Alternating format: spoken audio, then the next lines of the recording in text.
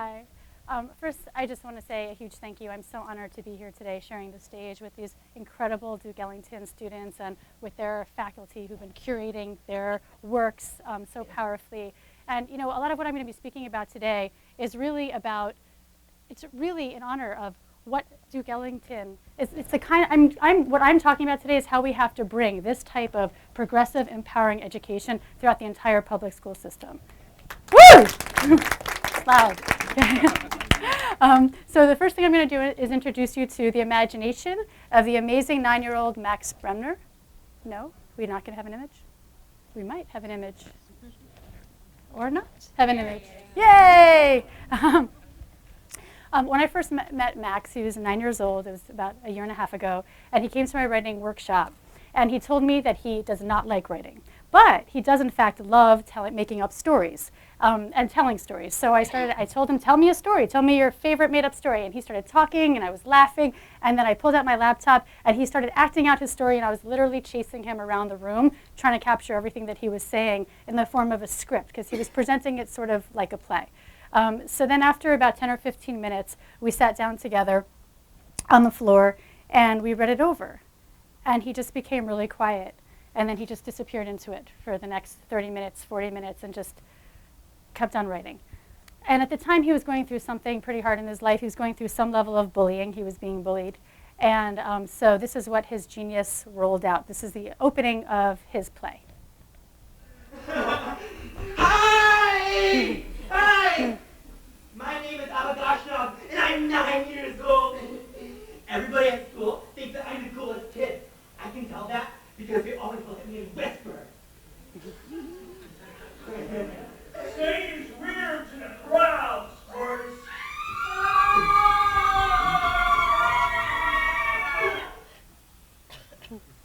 I cannot stand this anymore. Wait, time out. First the ditch. Okay, sorry. Then, after that opening scene, the bully attacks him, and he gets thrown into a ditch. And he gets thrown so deep into the ground, he's practically in the center of the earth, and he's so angry, he starts hammering himself out of the ground. And he's hammering so hard that all the electricity in the United States goes out. And then all the electricity in Canada goes out. And then all of the electricity in the entire world goes out. But then, thankfully, someone finds him and saves him, maybe just in time of I don't know what, and pulls him out, and he finds himself back in school, all the stronger, all the wiser, and he's ready to confront the bully.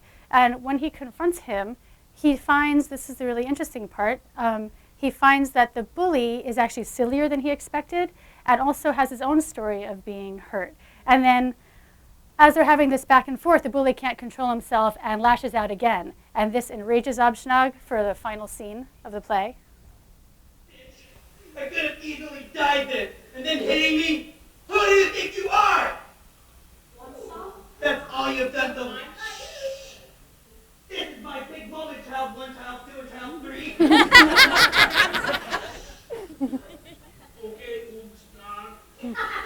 Okay, my name is Abagashna. Let's get this over with.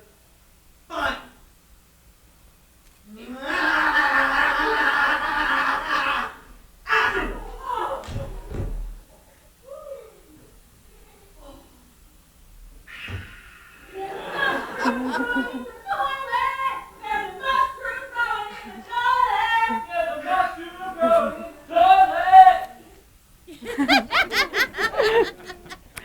So Max turned his pain into power through his writing. And then also we were able to include his play off-Broadway. We produced it, and so then he was awarded, and finally he said that he does feel that he's a writer. So that also happened too, which was really beautiful. But his mother emailed me. I asked his mother the other day if it was okay if I spoke about him at this event, and she said yes, and then she emailed me this beautiful note about how this experience impacted Max, and I just want to share a part of it. Max's writing experience has allowed him to become more comfortable talking about bullying and living with it and understanding it. I think in Max's play last year, he not only tuned into the feelings of a kid who was being bullied, but also the feelings of the bully and the onlookers. Max has become much more adept at relating to the boy in his class who was bullying him and has a much healthier friendship with him now. And he's less fazed by the bullying comments, and he's also better at bringing out better qualities in the other boy. In other words, she says, writing gave Max the experience of understanding the words and the complicated layers of feeling behind them. So that was really beautiful. So, Max isn't the only one walking around carrying baggage with him. Most of us walk around with our hilarious stories, our embarrassing stories, our hopeful stories, our unfortunate stories, but it's the adults who usually get to have platforms to write about them or share or talk about them. There are really very few platforms. I mean, this is an incredible platform created by these folks, but it's really a rare gem that there are platforms for kids to really process their life experiences and fold it into fiction or nonfiction or whatever it is and share it with the world. And I think a lot of that is because most adults don't realize that kids, even as young as Max, have the ability to process and really grow and change and learn. And also I think that people think of youth as a time to learn and be taught, as opposed to a time to clarify and inform. Childhood is often seen as a vehicle to somewhere else, a time of transition.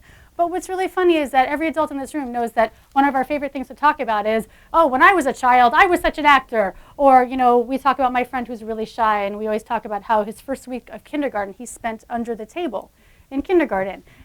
We talk about these points. We talk about our war stories. We talk about our heroic stories. We talk about our time of childhood all the time because it's not a time of just a vehicle to something else. In many ways, we do see our childhood as a time of, I have a nice line about that.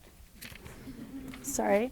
As it's a time that of our essential being, of our uncensored self. That childhood is the reign of our real uncensored self. And that's why we love to talk about it all the time. But in most schools, when a child ever decides to take a moment to write a story about his or her life or channel some crazy funny fantasy or something into writing, people actually get really anxious. They start to worry, oh, he's so silly, or they get embarrassed, or is he too violent? I hear all the time, and is she depressed? And what does this say about her household? And what does this say about me, the parent? People get really uncomfortable when kids really talk about their thoughts and their feelings and their imaginations. But what's interesting is that we actually really rarely see these kinds of works anymore because there's so much pressure to teach to the tests these days that there's very little time in school for creative writing. Teachers across the country, we all hear it, we all know it, they're mourning the loss of space for innovative curricula and the arts. But creative arts educators know that we can create creative spaces in schools. I know teachers who work in all sorts of public schools around the city who do everything they can to bring in different pockets of creative writing and different opportunities of self-expression and positive engagement into their lunchrooms, into their after-school programs, and then sometimes parents organize and get it into their communities and any place you can. It is possible even in this climate, and we have to. Because, here's the thing. I'm one of billions of adults who did not record my own story of youth. I mean, besides maybe really embarrassing diary entries.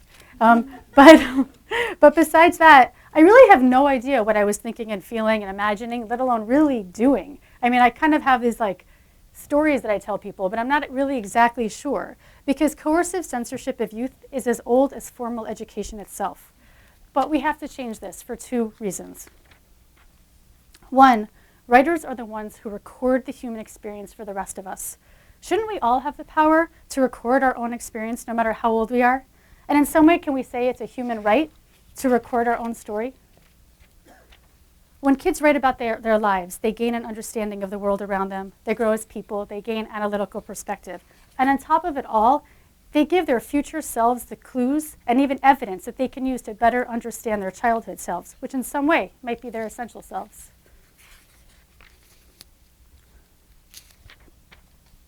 But our education leaders don't see the value in this for kids at this moment. In fact, our elite education leaders are speaking out loudly these days that creative writing is really for elite kids only. And there's little benefit to kids learning to write personal and fictional narratives. My colleagues and I run free creative writing workshops at public libraries all over the city. And every week when we get there, there's a line out the door because kids from underserved neighborhoods need and want to tell their stories too. They want to tell their stories because they they want to see those stories on paper. They want those words on the paper to impact other people. They want to hear other people laugh and cry. They want to have this fantasy that we're going to read their stories and actually do something about it. And there's a second reason. There is a literacy crisis at hand. America's 10th graders place close to the bottom among developing nations on literacy exams. And this is alarming, obviously, because it compromises America's ability to compete in the international arena, but also nationally, it's alarming because writing is the gatekeeper for the most promising jobs in our country. According to the College Board report, in today's workplace, writing is a threshold skill for hiring and promotions. When I was in my early 20s, I wanted to either go into the world of nonprofits or be a writer. I ended up writing for about 10 years about communities and groups, and specifically very often on children's rights.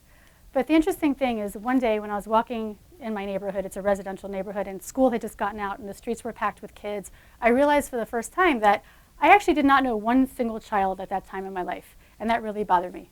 So and also around that same time, my beloved editor passed away. So I decided to take some time off to try to get to know actual kids and maybe connect with them on writing, because that's what I was doing and that's what my experience was in. So at the first school that I worked at, this was 6 years ago, or this was actually 7 years ago, I decided to experiment with the idea. I was kind of given full reign in this very small school that very few people had heard of. And they just said, sure, here, you can work with them. Thanks. So I just decided I just talked to them about their lives and about their stories and what their ideas were in their minds. And they ended up writing this raw, uncensored, incredible narrative. Some were memoir, some were fiction. And anyway, they were really moving and beautiful, and we became really close as a group. And I just coincidentally had learned about the Scholastic Art Writing Awards for the first time that year. And so we submitted them. And that year, that school, these kids won more writing awards than any other group of kids in the entire city. And now I know why. Now I know it's because they were allowed to write. They were just writing. I bet they had goofy topics, they had very melodramatic topics, but it's just there's very little space out there. You know, I don't know if the kids in this school understand how lucky they are, because and it's shrinking. It's shrinking space. So that was an enlightening. That was the beginning of my kind of journey into this whole world. And I decided to, by the end of that year, to finally go into the world of nonprofits. And I created Writopia, which is a nonprofit that runs writing workshops for kids and teens. So now 6 years later, people ask me, oh, you know, when they come to Writopia and they learn about it, but they say, oh, did you always want to start a nonprofit? And I say yes, because that's true. But a part of me always feels like I'm lying a little bit. Because actually, when I wanted to start a nonprofit, back in the day in my 20s when I was trying to decide what to do with my life, I had a very different nonprofit in mind. When I was 12, I had been volunteering for a nonprofit, for an organization that ran special programs for homeless families and homeless children. And I was working at a carnival for little kids, and a 6-year-old boy named Derek came and sat on my lap while we were watching a clown perform. And Derek smiled, and he looked back at me, and even though he was smiling at me, all I saw were these big brown sad eyes, and I was really struck by these dark circles under his eyes. And I couldn't really perceive his smile, but then the clown started acting out and was like being ridiculous and hilarious, and Derek started laughing hysterically, and his body started shaking, and that kind of woke me up. And I realized how the ridiculous scene around me, and I started cracking up, and we were laughing, and I could still feel his body shaking on my body. And I realized in that moment something incredible about human beings. I realized that no matter what circumstances we're in, we always can find a moment every day in our lives to laugh, to love. And I went home so inspired that night. I was 12. I took out 12 pieces of typing paper and I put them all around me on the floor, and I started designing my dream rehabilitation center for homeless people. And my mother came in and she looked at me and she said, I thought you wanted to be a writer. What's this? And I looked at her and I said, well, that's impossible.